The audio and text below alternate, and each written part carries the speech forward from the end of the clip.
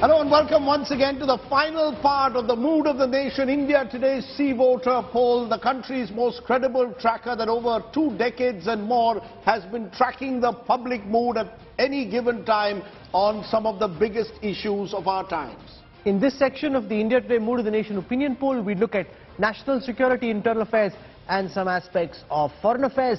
Let's get started. The first question on the issue of restoration of normalcy in Jammu and Kashmir. What should the government do? Restore full statehood, say 34% of the respondents. The interesting thing there is that in the last 1 year, the number of respondents who suggest that statehood should be restored has actually gone up by a substantial 14%. Those who say restore statehood and Article 370 is flat at 26%, continue as a union territory, say 23%. That's actually come down 10%.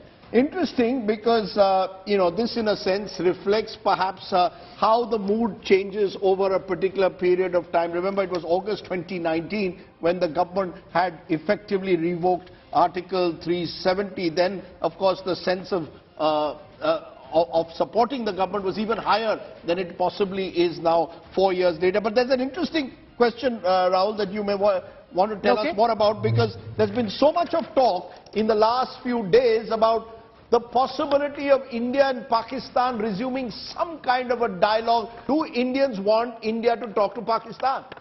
On the question of whether India should talk to Pakistan or not, 35% of the respondents say yes, India should talk to Pakistan, but 53% say no. So the much bigger number, slightly down from last time. In August 22, it was 56%. That's now down to 53%. But the number of people who say India should talk to Pakistan is only 1 in about 3. On that note, let's introduce our guests, starting with Raj Chingappa, Editorial Director Publishing for the India Today Group. With us also on this broadcast is Gaurav Gogoi from the Congress, Guru Prakash Paswan, National Spokesperson of the BJP. Pramit Pal Chaudhary joins us. He heads India for the Eurasia Group, which is a risk advisory group. Ashok Sajjanhar joins us, former Indian diplomat. Interesting numbers that are coming out at the moment, Raj Chingappa. This is your old beat. So, there's always this talk about should we or should we not talk to Pakistan. There will be those who will say we can't change geography. Sooner or later, you'll have to talk with our neighbors. The poll seems to suggest India is not too enthused at the moment of having any dialogue with Pakistan. That's one issue where the mood has not changed over the last few years. Also, you'd pointed out the Jammu and Kashmir findings, and that's has a significant bearing to relations with Pakistan. There, I'd just like to make a nuanced, if you look at what the findings are, actually there's a bit of a reverse. It's 34% who actually want restore full statehood as well as abrogation of 370 to be, restore Article 370, and it's reverse in this one. We actually went into this in detail.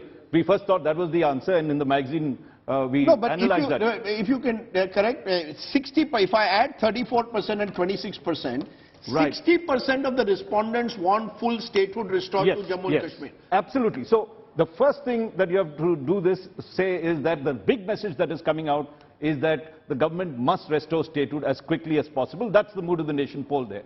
Interestingly, the number of people who say that, restore Article 370 is going up. So there is a warning for the government on that. Coming to Pakistan, looking at the situation that is there are 2 things that clearly Pakistan is in trouble politically, economically. It's going to be very difficult to talk to a government there. You have a new general who has to take charge and look at the political situation.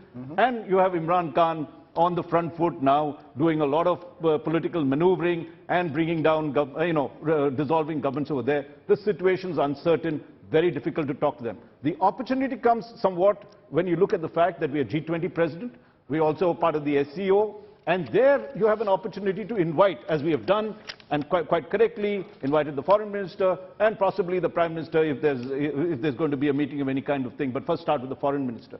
So you could have movement without the public who seem to be against it, protesting against you. I think it's important at this time to do the kind of meetings that they're planning to do, because that government is in trouble.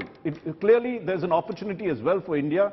If what Shahbaz Sharif said, though he had to withdraw it quickly, that they had learned the lessons of the 3 wars that are there, and it's right time to talk to India. I think this is a chance that we should move, but move with caution. Pramit Pal Chaudhary, Your sense of these questions which seem to suggest that there is a growing audience amongst the Indian voters who'd like for statehood in Jammu and Kashmir to be restored? Well, I think, in my view, the restoration of statehood is something actually even the Indian government would like to do. From my understanding, right from the beginning, the view was that after you bifurcated Ladakh from the rest of the state and you imposed present structure, the ultimate goal was to eventually hold elections in the new state of Jammu and Kashmir and have a genuine state. I mean, the idea is to make Jammu and Kashmir a normal state in India, no different from, let's say, Chhattisgarh or so on. And so I think that continues to be the government's policy. They just want to know when exactly the timing is. I think there's a public sense and an understanding, because if you look at the press reports, there are constant things about is the government planning an election, not going to hold an election. And so the government, the public understands that this has to be the final destination of this policy. The question I think would be asked, would be interesting, is would you like the timing of the restoration of statehood to be determined by the government on the basis of security, or would you like to have it immediately? And my sense is most of the public would probably say, let the government decide when it wants to do this. We recognize that this is an extremely sensitive issue. Guru Prakash Paswan, does this kind of a response nudge the government to take a decision faster? There could be elections in Jammu and Kashmir with J&K continuing to be a union territory, or you could first announce restoration of statehood and then have elections. The mood here seems to very clearly be suggesting to the government that statehood should be restored. No, certainly, Rahul, and there is no doubt about that. Elections are the most logical conclusion. There was Article 370 removal, and we saw a slew of developmental activities. We are aware of the DDC elections as well, which took after so many years, and the turnout was very encouraging for us, especially areas from South Kashmir and Kupwara. The number of youngsters who came out and voted in large numbers was definitely a source of encouragement for us. But we must also understand that after Article 370, the delimitation happened. And delimitation, after that, we saw Honorable Prime Minister having a consultation with all the political leaders from the Jammu and Kashmir, different political parties at the 7 local landmark. So the next logical step, abrogation of Article 370, the developmental activities, the historical, we have seen the terror activities gone down by 80%, and the people's faith increasingly in the process of democracy, like in the DDC election. We are hopeful, and at the right time, the policy decision will be made. The delimitation process is done. Elections is definitely the most logical thing, and we are looking forward to it. You know, Ashok, Sajanar, there's a sense that, of course, this government is once bitten, twice shy. The Prime Minister went almost on an impromptu meeting with Nawaz Sharif in 2015. Then we had Pathankot. There's a sense that this government doesn't want to put Pakistan at the top of its agenda when it comes to diplomacy. Best to sort of retain this kind of frozen mindset at the moment when it comes to Pakistan. Do you agree that the government is reluctant in a way to push for any kind of major breakthrough with Pakistan, unlike possibly previous governments that were more willing, particularly Mr. Vajpayee, to take risks in dealing with Pakistan? Rajdeep, what I feel is that the government has laid down very clear red lines. And that red line is that terror and talks cannot go together. You know, we did give a very long rope to Pakistan, you know, when Prime Minister Modi came to power, in terms of, you know, inviting Nawaz Sharif on 26th May of 2014, traveling to, as you mentioned, traveling to Islamabad to attend his granddaughter's wedding, etc., on 25th December 2015, etc., etc. But after 2019, after Pulwama, I think that was the breaking point, that was the watershed moment.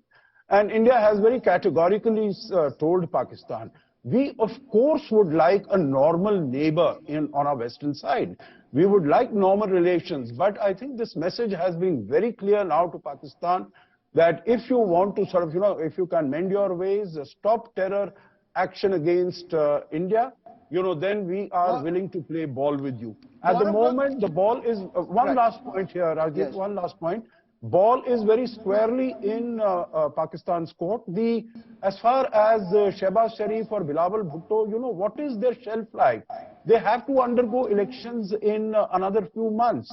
In any case, we know that no civilian government has the capacity, has the mandate to, in terms of relations with India. Right. It is all decided by the army. So I don't think there is anything which will incentivize us to India to In have... fact, one of the things the government's been working on, Rajdeep, is the dehyphenation of India and Pakistan in world affairs. Earlier, very often, India and Pakistan were seen as being interlinked, and Pakistan was central to India's foreign policy for past governments and seen as an important issue before you can get on and resolve some of the other contentious issues. This government, like I was at the World Economic Forum in Davos last week, and there was a panel which I moderated, which had the Pakistani Foreign Affairs Minister, and none of the Indian ministers even wanted to participate in that panel. So you had the Pakistani Foreign Minister leveling all kinds of allegations, and Indians not even thinking her being worthwhile to sit on the panel with and even respond to. And in that video that's gone viral, Rahul had Shri Ravi Shankar taking on Hina Rabani Khan. So it was interesting in a way that India almost now seems to have taken an approach that we don't believe that we need to even engage at a serious political level just yet with Pakistan. Gaurav Gogoi, you want to tell us where your party stands both on Jammu and Kashmir, where it seemed more clear that the Congress seemingly wants early elections, restoration of statehood and possibly even Article 370 brought back, versus the BJP, which says no talks with Pakistan and has still not told us when statehood will be restored to Jammu and Kashmir. Rajdeep, let's start with internal matters first. Jammu and Kashmir. The Congress party supports full statehood for Jammu and Kashmir. And so far as to say even for Ladakh. Let us not forget about Ladakh, and I'm surprised why your survey did not include Ladakh as well. The Congress party also supports full statehood for the people of Ladakh. Unfortunately, this government wants to run India through the model of union territories, where they send their respective lieutenant governors and the governors act on their behalf. So it is quite disappointing to hear the BJP spokesperson not give any clear timelines as to when statehood would be restored. Now, when it comes to Pakistan, this government seems to change the lines of engagement with Pakistan from time to time. Pre-2014, it said that it would have no talks with Pakistan as long as terrorism continues. Yet when the Prime Minister was sworn in, you saw then Prime Minister Nawaz Sharif being brought to Delhi, and then you also had the investigation in Pathankot when the officials from the Pakistani government agencies were invited. Since then, there has been Pulwama and Balakot, and as your media report says, not that they are verified, but the government seems to be exploring engagement or talks with Pakistan through the back channel route again. I think this government needs to be clear as to what has changed if there is a need for back channel talks, because the law and order situation in Jammu Kashmir is still very poor. There have been terror attacks. We saw in Rajouri on the 1st of January. There has been bomb attacks in Narwal. People have lost their lives. Communities are being targeted. So what has changed if the news of back channel talks with Pakistan have emerged? I think this government is is quite unsure and seems to move. Would you, 30 seconds, would you, one step forward and two steps back. Does the Congress, you see, this is the ease of being in the opposition. A direct answer, should India talk with Pakistan? If you were in this survey, what would you say? Yes, no, or what is your answer? Yes or no? Well, in the current context, Rajdeep, we just had terror attacks in Jammu Kashmir. The situation in Jammu Kashmir is still extremely volatile. So for what reason should this government change its current policy and engage in high-level talks with Pakistan? Okay, it's a no. Yes. One of the issues on which the Congress party itself and Rahul Gandhi have been attacking the Modi government is the handling of the relationship with China. Let's go across and show you what respondents in the India Today Mood of the Nation opinion poll actually feel about the government's handling of border incursions and the larger relationship with China. The government's handling of border intrusions from China, has it been handled very well? 51% say yes. 27% are satisfied, that's 76% either satisfied or very satisfied, and only 12% say the border issue has been handled poorly. Is the government being truthful about Chinese incursions? 55% say yes, 31% say no. So even on the question of whether the government is being truthful about Chinese incursions, there is a very large number of respondents who seem to say that the government has handled this issue well.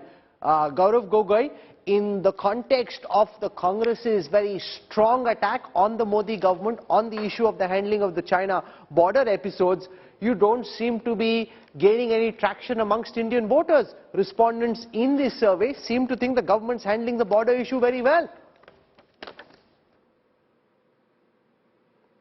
Rahul, your Mood of the Nation poll when it comes to the government's handling of the China issue only reflects to how good this government is on clamping down any news which gives users and viewers information and the real facts. Facts on the India-China border are so hard to come by.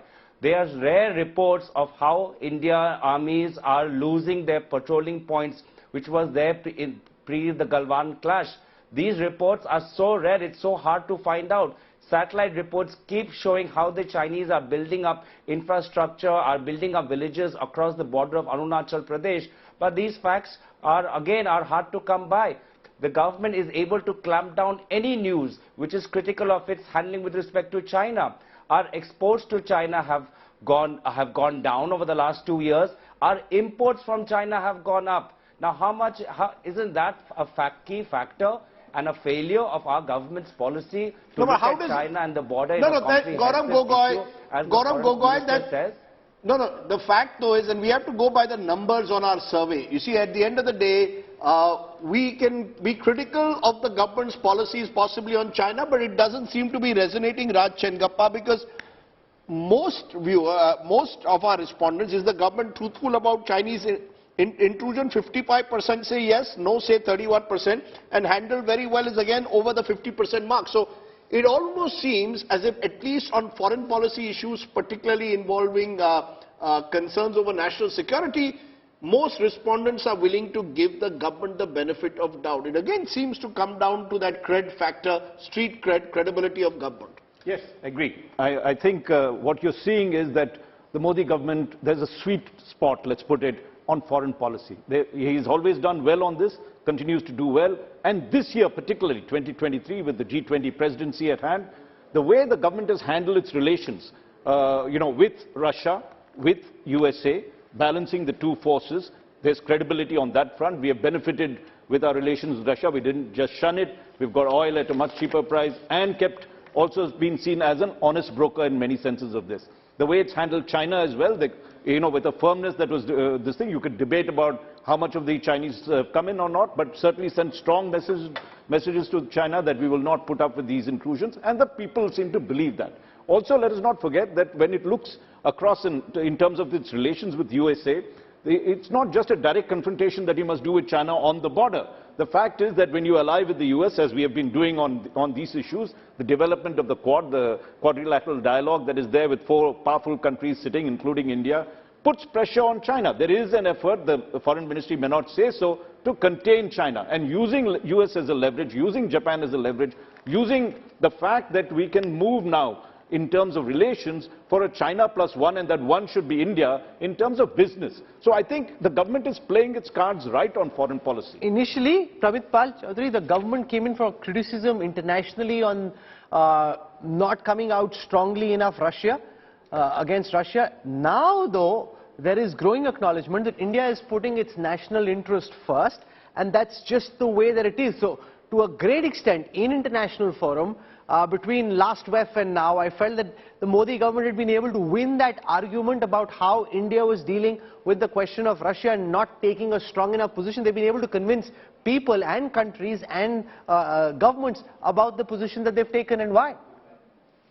Yes, I think that's been one of the great accomplishments over the past 1 year. And I think at the heart of it has been the change in our relationship with the United States. The criticism was largely from the West for obvious reasons. And the core country, the key country, again, is in Washington. In my own visits to Washington and conversations with US officials, they basically said, we accept that you have a relationship with Russia that cannot be severed immediately. It has to be maintained for your own security concerns, and those security concerns we share. In other words, it's important that India remains a military capable nation and economically powerful, because fundamentally the core of American strategy still remains, even with the war in Ukraine, in handling China. Russia, as they emphasize, is not a threat to the United States. China, however, is. So as one American official said, you're with us on China, we will differ a little on Russia, but China is overridingly important to our grand strategy. And what's important to realize is this is how great powers work. They prioritize. They don't get emotional about what's happening right now. They look at the long term and they say, where is the benefit? And for the Americans, it was very clear.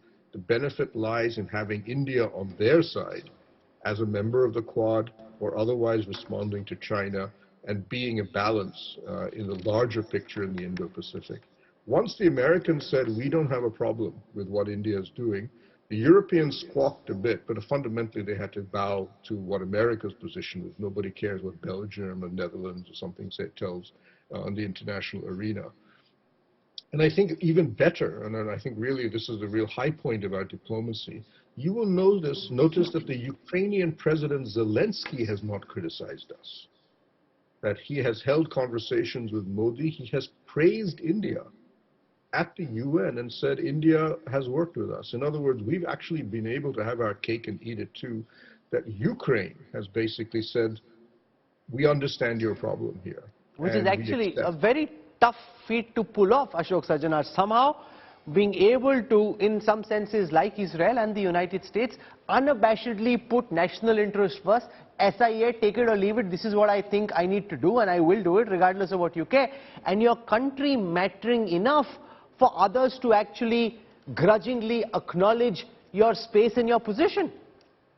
Rahul, let me add two more points here. One is, I think we've also made the United States realize that our, number one, our dependence for arms and equipment, ammunition, etc. on Russia has been very strong, but it has been coming down progressively. And today, the United States is the second largest defense supplier to India. Number two, our dependence on Soviet Union and Russia became so heavy because at that time, the West, particularly the United States, was not willing to share its high technology arms and equipment with us. And the United States recognizes this. Thirdly, I think we have gone, it's not only the Quad, it is the Indo-Pacific Economic Framework, it is the I2U2. There are so many platforms, so many fora on which we are interacting and we are cooperating and collaborating with the West and particularly the United States. I would urge you to have a look at the number of meetings or the conversations that Prime Minister Modi has had with Biden, let us say since January of 2021 or even last year. I think they have met so very often, whether it is in Tokyo, whether it is in Washington, whether it is Bali or it is G7 or it is COP26. They have been meeting so often. So I think there is this also breeds confidence even at the foreign minister level. No, it's interesting you say that, and Dr. Jaishankar has become a bit of a rock star, particularly on social media and the internet. I was about to say that. Yeah, yes, but let's also look at facts, Guru Prasad Paswan. The United States has not sent a full-time ambassador to India for a couple of years. The fact is, but that's stuck in American politics. But it is. The fact is, if we were this priority nation which should ensure we should be having a full-time US ambassador to India. The fact is that between India and China, relations have been up and down. The Prime Minister invested a lot of his personal capital, was there, seen on a swing at Jhula in Ahmedabad with G. They went to Mahabalipuram. What did we get? We got Galwan. Now we've had disputes in Arunachal Pradesh. You see, while a poll like this tells us how the public perceives it, and the public is saying that they stand with Prime Minister and the Government of India on sensitive border issues, what is the reality? Are we really, in a way, still in a situation with the Chinese that we don't know what happens next. And therefore, which direction do we go? We hear BJP voices saying, let's ban all Chinese goods, and then we find actually our trade deficit is only rising with the Chinese. No, Rajdeep ji, we must understand that there have been a couple of developments in the recent times. I'm sure you are aware of the lifting of the Chinese ban on Abdul Rahman Makki. It was a big win from the Indian point of view. The United Nations Security Council finally listing Abdul Rahman Makki in the list of global terrorists. So I don't necessarily agree with you on this, and I was patiently listening to my friend from the Congress party as well. It was the Congress party's government and the Defence Minister of Congress party who on the floor of the parliament mentioned about the thousands of square kilometers of area that India has compromised under Congress's leadership. So I personally don't think Congress party or its leader has any locus standi to speak when it comes to incursions from China. Number two, globally if you look at it, we are leading so many initiatives in the Global South as well. We recently organized a conference of the Global South countries, the Voice of Global South. So I don't necessarily agree with you when you say that when you are restricting the entire Indo-China discourse with respect to Galwan or with respect to the diplomatic efforts that happened in Chennai or Gujarat. That is much beyond that. We have scored much beyond that. Internationally, we are much more trusted with respect to China, and especially after the COVID diplomacy and the international faith in the Indian leadership with respect to supply of vaccines, the supply of medicines, there is a growing resurgence. And I think your mood of the nation survey also reflects that. The people of India are looking at it. And with respect to border incursion, again, I would like to go back to the statement of Mr. Rahul Gandhi. What did he say? कि हमारे सेना के जवान पिट करके आ जाते हैं. Only the other day, a senior Congress leader, former Chief Minister of Madhya Pradesh, again raised questions on the credibility of the Shaurya and Parakram of the Bharatiya Sena. So I don't think we need any lessons from the Congress party when it comes to handling China or any issue from the China. On the question of whether Chinese goods should be banned, let's take a look at the response amongst the panel in the Mood of the Nation opinion poll. An overwhelming 81% of the respondents seem to think goods from China should be banned. 11% say no. Now the reality is a lot of the chemicals and APIs which actually are part of the trade basket between India and China, India needs from China because that's simply not available, and they serve as industrial inputs into much of our manufacturing, and therefore there is a bit of a disconnect between the mood on the road, mood on the street, and the practical reality of our dependence on China.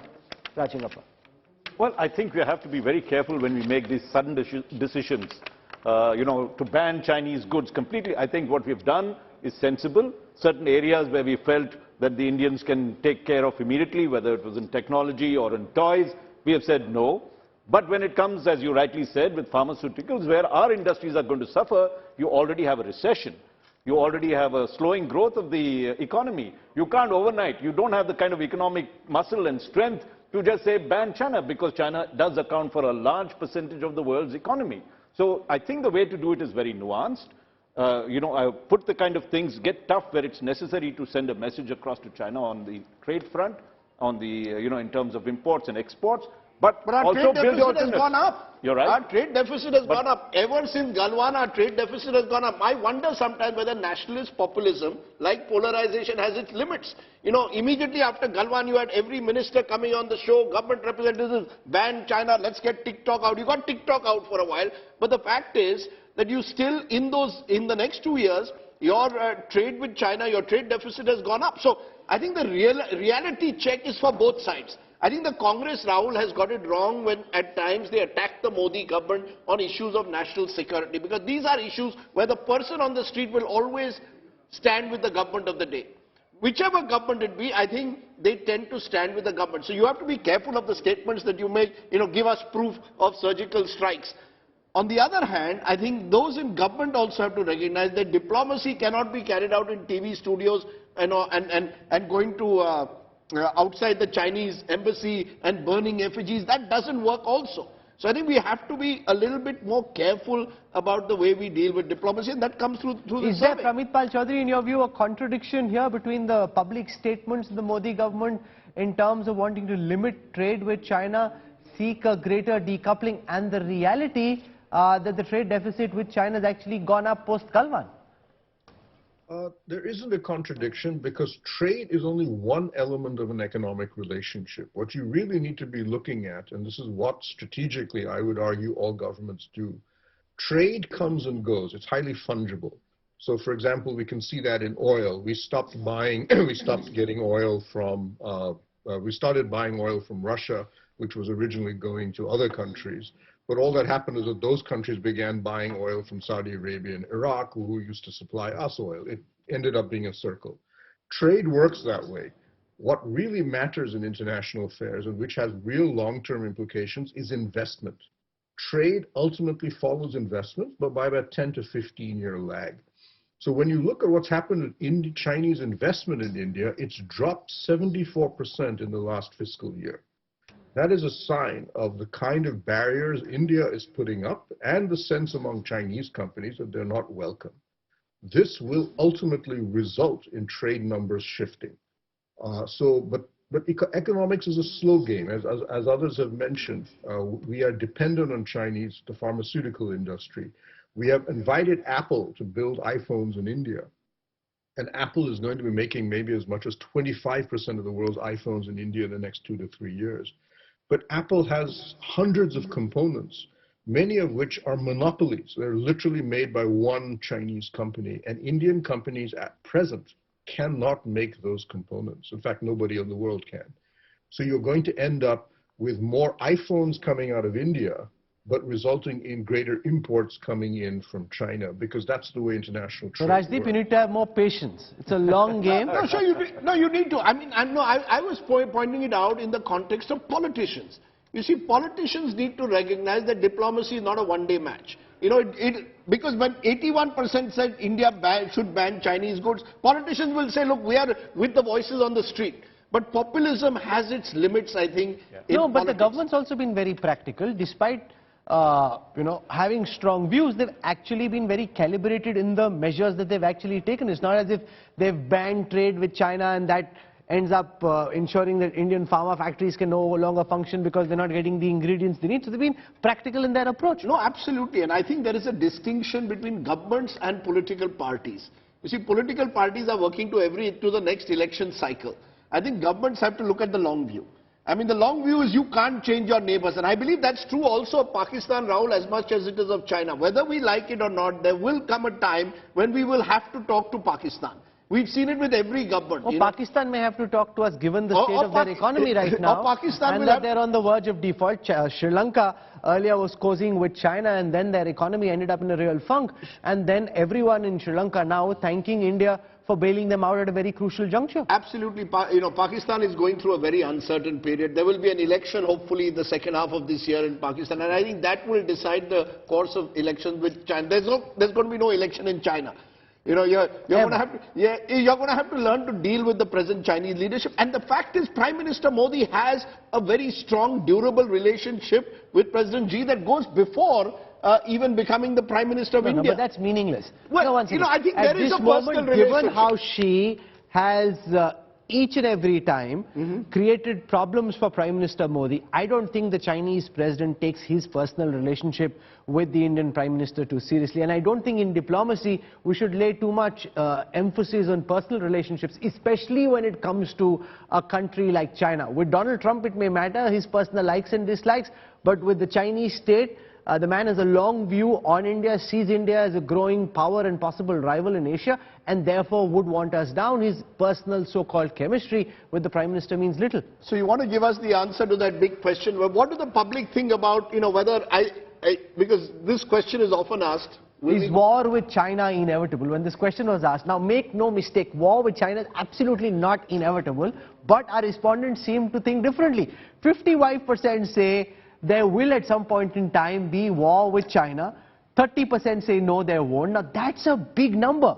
I would suppose when the word war is used, there's a lot of emotion that gets attached to that word in terms of a confrontation or a potential decoupling, Rachingappa, but not a physical war between two of the world's largest armies, both of which are nuclear powered. I think there's a message that we need to reduce the jingoism that happens. There has to be war is not fought just because you want to go to war. At the end of the day, war is all about getting certain,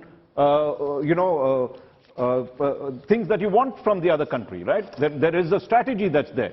Do you want the border to be settled? Does it deserve a huge war? Or can you negotiate diplomatically and put the kind of pressure at the right times?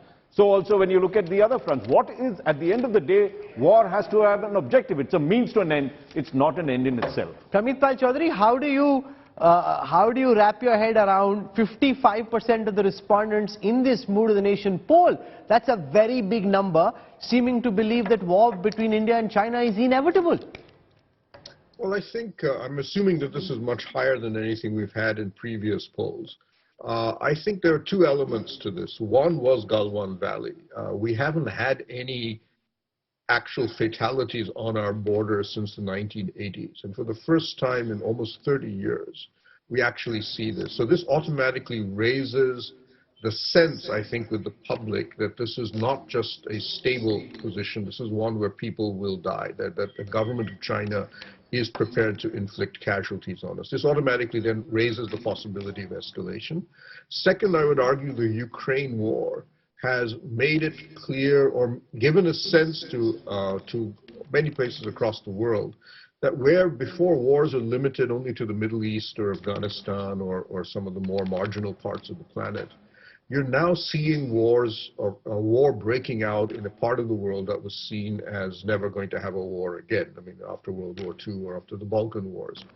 So now I think there's a sense that war is now actually part of the international arena in a way it wasn't before. In addition, you have the conversation now, at least, about Taiwan becoming another battlefront. So I think within that, you get a sense now that the war is now a possibility in a way that it never was before. But that's a public sentiment. I would argue that as somebody mentioned earlier, nuclear-powered nations still have never gone to war with each other. There's a reason why there are no American troops in Ukraine, because since the Cold War, there has been an understanding between Moscow and Washington that their troops must never face each other face to face, because the path after that is nuclear escalation. India and Pakistan are the only two countries, and even then we've been very, very careful with limiting our struggle. China is very, very cautious about the use of nuclear weapons. Okay. So my sense is that is not the game. The Quad is the future. Why is the Quad the future? Because the Quad is about strategic technology. The Chinese, and I think when I've talked to the Americans, they're very clear. The Chinese view is global power, future power, is who controls the technologies of the world. Quantum computing, artificial intelligence, biopharmaceuticals. That makes you a superpower. And that is why the Quad has been formed. That these four countries are saying China must not be allowed to dominate these technologies, or we are all going to be the worse for it.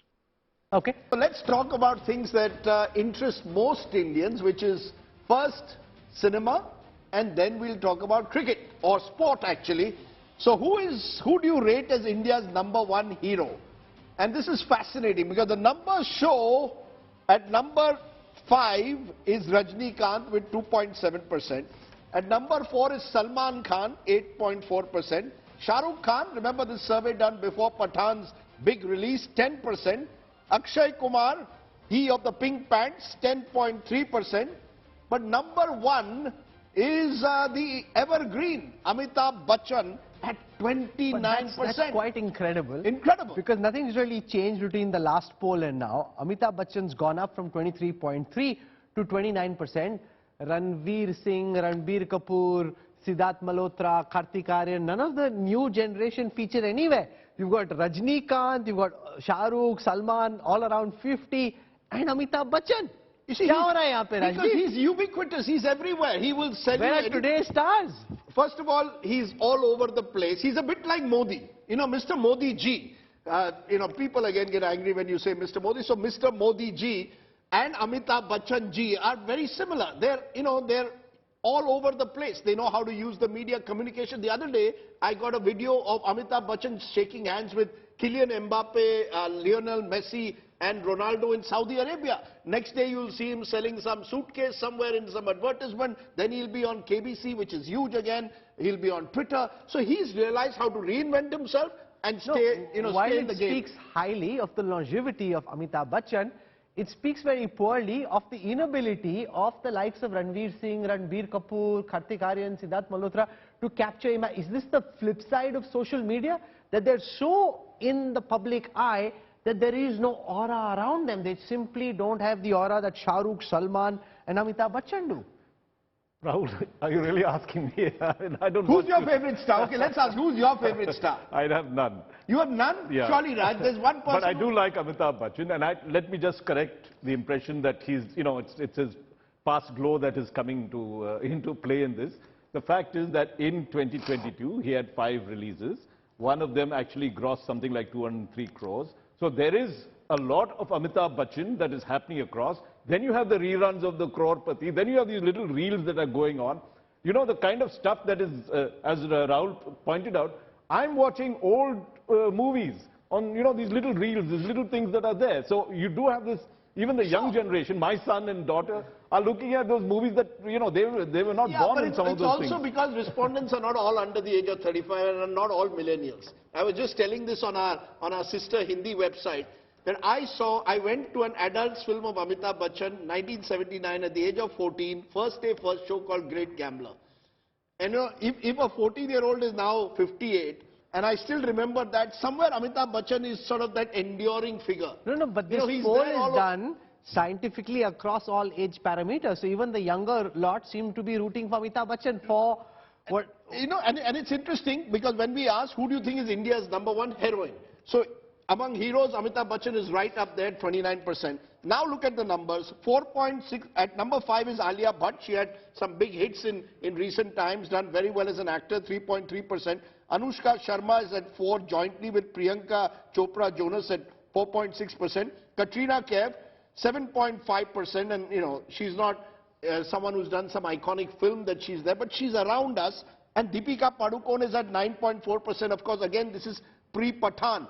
And then you have the OTT, where again you've got, Abhishek Bachchan at #1. So he's revived himself as an OTT star, what he couldn't do on the big screen. He's #1 at 16.8. Manoj Bajpayee, 10.6. Pankaj Tripathi, who's huge on OTT, there is at 8.6%. Bobby Deol, 8.2%.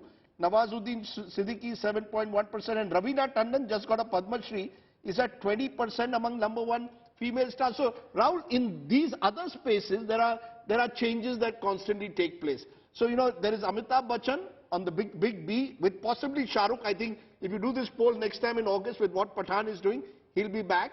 No, but it also shows that people, if there is a good movie that's made, will make their own mind. This whole idea that bullies can somehow force opinion and ensure that a film ends up as a flop is not true. If the movie is good, people are coming out and watching it, well, then Deepika Padukone and Shah Rukh could do better in August. And, OTT is a bit like the digital world. You've got new stars, new people making a mark, being far more innovative, Instagram stars emerging, and that's great again. So many of them aren't new. Well. Yeah. Let's not forget Raveena Tandon, Sushmita Sen, Pooja Bhatt are hardly... So there's hope for us. Yes. There's hope for us to do something new with our lives. It ain't over until you say it's over. Okay, so let's turn from that to something that Raj loves, which is sports. And we'll end with that, because when we asked who's the #1, who do you consider India's #1 sports person? At 5th place, Neeraj Chopra, remember, won that Olympic gold famously, 1.7%. Surya Kumar Yadav, new name, creating a huge buzz, T20 cricket right at the top, 6%.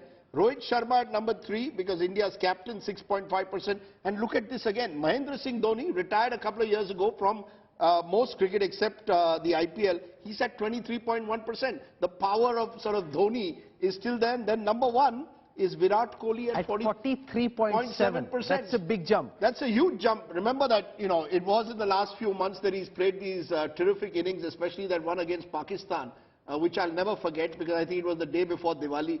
And it was just, when you do well against Pakistan, I think you get double the ratings. And that's what happened with Virat Kohli there. Among women stars, Mirabai Chanu, weightlifter, great to see her, 4.5%. Harmanpreet Kaur, and women's cricket is getting bigger by the moment, 4.7%. #3 is also a women's cricketer, Smriti Mandhana, 10.6%.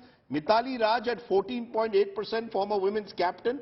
PV Sindhu, good to see her there, is again well ahead at 21.6%. So Kohli among the men and PV Sindhu among the women. Who's your favorite sports person? I would have just gone for Neeraj Chopra. Look, I mean, the man's won a gold. The first time that That was 18 months ago now. Whatever it is. The fact is, he's an idol. The way he worked his way up. Look, cricketers, they've been, right? But here's a person, his achievement is truly one, a really big one. He had to work his way up in a field that India was not known about, comes and wins it. I would still give it to him, but then people like cricket, that's the way it is. It's mood of the nation. If you'd done this poll in 2021, soon after he won the gold, he'd be right up there. Virat Kohli is doing, he's the comeback man in the last few months, and it's a World Cup year. It's only going to get bigger. Two things are going to get bigger this year, Rahul. One is politics with all these elections, and the other is cricket with all these... I just hope that, like the Hockey World Cup, it doesn't turn out to be a damn squib. I don't think it is. I think Indian cricket is That's really what they were right saying up about there. Indian hockey just before this World Cup. But I'm glad to see that PV Sindhu, among women, normally cricket has dominated all this list. Yes. You have someone who's world class and gets the right credit in this. So I think the women are more sensible. Okay, so we're going to leave it at that. Narendra Modi, #1 in politics. Virat Kohli, #1 in men's sport. PV Sindhu in women's sport. And Amitabh Bachchan is the superstar. Indians don't, we like to stick with the familiar, it seems. Mood banta hai, mood badalta hai. That's what the India Today Mood of the Nation poll does. It tracks the changes in the wind. So we want to thank all our guests who've joined us over the past 48 hours to talk about the Mood of the Nation poll. A quick plug, the magazine is now out on stand, so if you haven't already, grab the copy. There's much more in the fine print for you to chew on. Thank you very much for joining us. Have a great weekend. Jai Hind, Namaskar.